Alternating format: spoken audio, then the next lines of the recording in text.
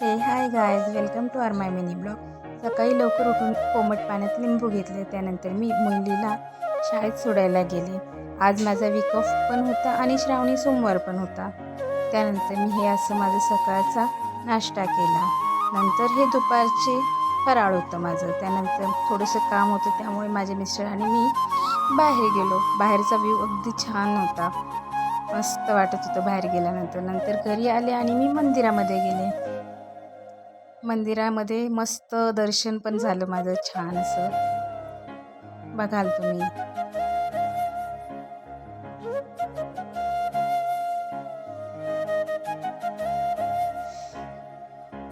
त्यानंतर ना मला थोडीशी शॉपिंग करायची होती, सो मी बाहेर गेले.